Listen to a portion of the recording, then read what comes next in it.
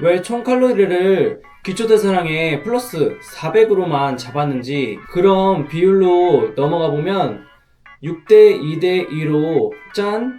그 비율을 순서대로 말씀드리도록 하겠습니다. 2주 뒤에 진행을 어떻게 하는지 거기에 대해서 살짝 먼저 말씀을 드리면, 세 가지 정도를 보시면 돼요. 세 가지 정도가 뭐냐면, 하나는 가져다닐 수 있는지, 그리고 두 번째는 보관이 용이한지, 그리고 세 번째는 이 식단을 하신다면 우선 나타나는 몸의 변화로는 기립성 저혈압이 사라지고 역류성 식도염이 없어지며 식사 후에 식곤증도 감소되고 컨디션이 상승하면서 에너지가 올라갈 겁니다. 그래서 올라간 이 에너지를 가지고 우리가 몸의 회복을 더 도와주는 그 시작점이 될 건데요. 이렇게 몸이 바뀌면서 우리 생활도 바뀌게 되는 이 첫걸음이 될 거라고 확신합니다. 그럼 저번에 식단의 총 칼로리와 비율에 대해서 말씀을 드렸는데,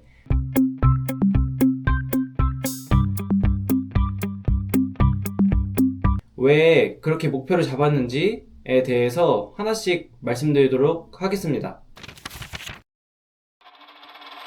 왜 총 칼로리를 기초대사량의 플러스 400으로만 잡았는지 거기에 대해서 먼저 말씀을 드리면, 처음에 음식을 많이 안 드시던 분들은 칼로리를 한 번에 높여서 먹는다고 해도 소화가 잘 되지가 않기 때문에 오히려 방해만 될 뿐입니다. 그래서 적당량을 먹어야 소화도 되고 몸의 회복도 훨씬 빠르게 되기 때문에, 그래서 기초대사량에 처음에 400칼로리만 먹어주는 거예요. 그리고 지금은 우리가 운동을 제외한 일상생활을 하는데 나가는 대사량인 니트 정도만 더해서 먹는 게 다른 사람들을 가르쳐드리고 생활을 바꿔드리는 데에도 제일 효과가 좋고 빨랐습니다.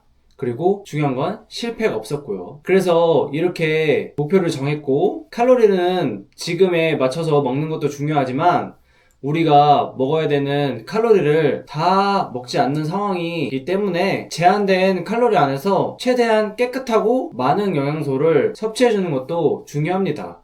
그래서 최대한 가공식품들은 피해서 먹어주는 게 좋고, 그리고 동일한 칼로리라고 해도 최대한 홀푸드에 가까운 음식을 먹는 게 본인의 소화 능력보다 영양성분이 더 좋아서 몸에 회복도 빨리 해주고, 그리고 에너지를 만들어내는데도 더 도움을 많이 줍니다.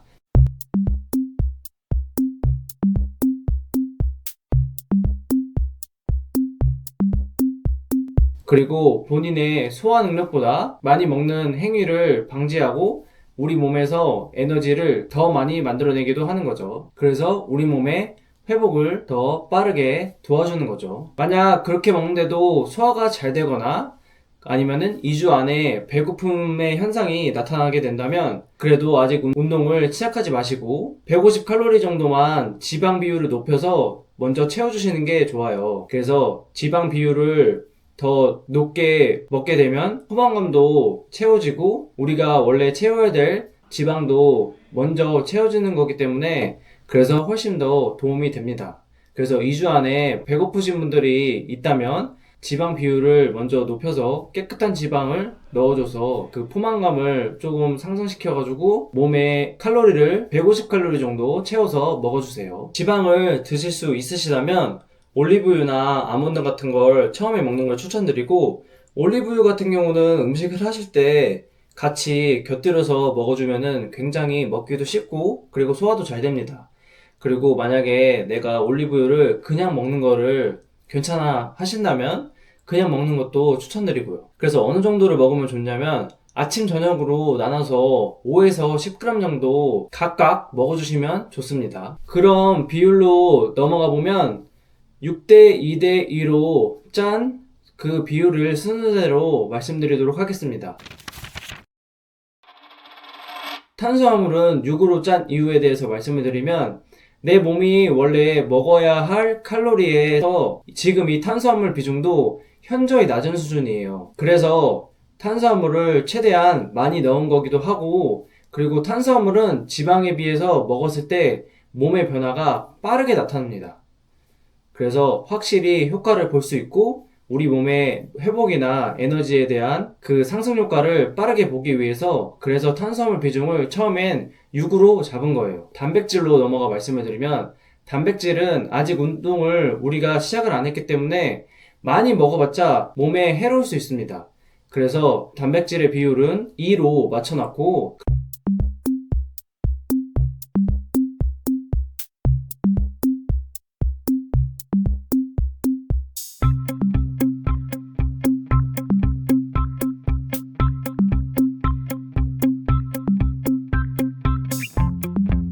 그리고 지방은 최소 먹어야 되는 수치가 이제 20% 정도예요. 탄단지 비율의 20% 정도인데 지금 이것도 아까 말씀드린 것처럼 탄수화물처럼 우리가 총 먹어야 되는 칼로리에서 현저히 적은 수치지만 그래도 최소한 지금은 이 정도는 먹어주는 게 좋습니다. 그리고 탄수화물이 먼저 급한 물이라 탄수화물에 먼저 투자를 했기 때문에 여기서 지방까지 높여서 먹게 된다면 소화가 잘 안 되고 탄수화물을 일정량을 먹지 못하기 때문에 그래서 지방량은 처음에는 좀 낮은 수치로 잡게 되었습니다. 그리고 지금의 목적은 우리가 탄수화물 섭취를 우선 늘리는 거기 때문에 그 목적에 벗어날 수 있기 때문에 그래서 지방의 비율을 낮춰서 먹고 있는 거고 만약에 더 먹을 수 있으시다면 어느 정도로 먹냐면 5대 2대 3 비율로 가져가시면 될 것 같습니다. 그래서 지방 비율을 높임으로써 탄수화물 비율을 상대적으로 낮추는 형식으로 그렇게 식단을 짜시면 될 것 같아요. 2주 뒤에 진행을 어떻게 하는지 거기에 대해서 살짝 먼저 말씀을 드리면 2주 뒤에 추가를 뭘 할 거냐면은 우리가 조깅을 시작할 거예요. 러닝이 아니라 조깅을 시작할 건데 심박수를 기준으로 존투 정도로 뛰는 걸 조깅이라고 하는데 조깅을 추가함으로써 우리 몸에 혈류가 빠르게 돌게 함으로써 회복도 도와주고 그리고 칼로리를 어느 정도 소비하면서 몸에 안 쓰던 그러한 기능들을 씀으로써 몸에 순환되게 만들어 줄 겁니다. 그래서 우리가 활동대사량을 추가를 하는 행위를 함으로써 칼로리를 250 칼로리 정도를 더 먹어줄 거예요. 250에서 한 400 정도 칼로리를 더 먹어줄 건데 250에서 400 정도 칼로리를 어떻게 먹어줄 거냐면 아까 말씀드린 것처럼 처음에 먼저 깨끗한 지방을 먹을 때 150 정도를 투자를 해주세요. 깨끗한 지방에 150 정도를 투자하고 나머지 내가 먹을 수 있는 칼로리 한에서 너무 많이 먹지 마시고 150 칼로리를 뺀 100에서 250 정도의 칼로리를 조깅하기 전에 먹어줄 겁니다. 1시간 소화 시간을 제외한 그 전에 탄수화물을 먹어줄 거고 탄수화물을 어떤 거를 먹어주냐 하면은 우리가 회사에서 퇴근하기 전에 먹어줘야 되기 때문에 세 가지 정도를 보시면 돼요. 세 가지 정도가 뭐냐면 하나는 가져다닐 수 있는지 그리고 두 번째는 보관이 용이한지 그리고 세 번째는 소분이 자유롭게 가능한지 이거를 체크를 해보시고 그리고 내가 뭘 먹을지 선택하시면 될 것 같습니다. 예를 들면은 바나나나 감자, 고구마 같은 거면 좋겠죠. 빵도 좋고요. 그리고 조깅이 끝나고 바로 뒤에는 주효질소가 높은 음식을 먹어줄 겁니다. 그래서 그냥 일반식을 드셔도 되고 전 영상에서 말씀드린 것처럼 생선이나 고기류 이런 거랑 같이 그리고 흰 쌀밥을 먹어도 좋습니다. 먹는 시간도 중요하지만 여기서 조깅을 어떻게 하는지 그것도 중요한데요. 조깅을 안 다치고 하는 것도 중요하잖아요. 그래서 조깅을 안 다치고 처음에 하는 방법도 제가 영상을 첨부해서 말씀드리도록 하겠습니다. 그리고 이 영상을 첨부해서 말씀드린 것처럼 조깅을 뛰어도 아프신 분들이 있을 텐데 아프신 분들은 조깅을 하지 마시고 러닝머신에서 경사를 높여서 빠르게 걸어주는 것도 도움이 많이 되거든요. 그래서 그런 걸로 진행해 주시면 될 것 같아요. 그리고 조깅 같은 경우는 시간이 또 중요하잖아요. 시간을 어떻게 하냐면은 너무 많이 뛰지는 마세요, 절대. 그래서 운동량이 지금 늘어나면 안 되고 지금의 몸이 어느 정도 회복됐다 그래도 에너지가 충분히 나오지 않는 상태이기 때문에 조깅을 30분 이상은 절대 뛰지 마시고요. 그리고 내가 조깅을 뛰다가 더 뛰고 싶을 때, 막 달리고 싶을 때 그때 오히려 내려오시면 됩니다. 그게 이제 몸에 순환되면서 내가 그러한 행동이 하고 싶게끔 나오는 하나의 일종의 신호인데 그 신호가 나올 때 오히려 그만두는 게 우리가 회복이 지금은 훨씬 빠를 겁니다. 이렇게 해서 제가 칼로리 얼마큼 섭취해라 이것도 말씀드리고, 그리고 비율도 어느 정도 섭취해야 되는지 그것도 말씀드렸는데, 제가 뭘 먹어야 되는지도 말씀드리고 이런 거를 세세하게 말씀을 드렸잖아요. 거기에 대해서 꼭 지켜주셔야 돼요. 제가 이렇게 말씀을 드리는 건 다 하나하나 이유가 있거든요. 그래서 나중에 처음에 있던 걸 다시 바꾸려고 하면 그게 시간이 또 오래 걸려요. 그리고 거기에 적응하는데도 시간이 오래 걸리고, 여기에 지금 기초 틀을 마련해 놓고 거기에 이제 덧붙여야 되는 게 여러 가지가 있기 때문에, 그래서 덧붙이기도 나중에 쉽게 하려면은 지금 잘 기초 틀을 마련해 놔야 되거든요. 그래서 여러분들도 아무거나 막 찾아서 귀찮다고 드시지 마시고, 처음에 기초 틀을 짤 때 제대로 한번 짜주시면 감사하겠습니다. 그리고 지금 식단을 짜고 하는 게 시작에 불과하지만 여러분들에게 엄청나게 큰 변화를 줄 거예요. 더군다나 뭐 여러 가지 아픈 사람들에게는 진짜 인생이 바뀔 수도 있는 그 시작점이 될 거거든요. 그래서 여러분들이 꼭 해보시고 몸이 좋아지신다면 댓글에도 한번 남겨주시고, 그리고 좋아지신다면 주변 사람들한테도 소개를 시켜주세요.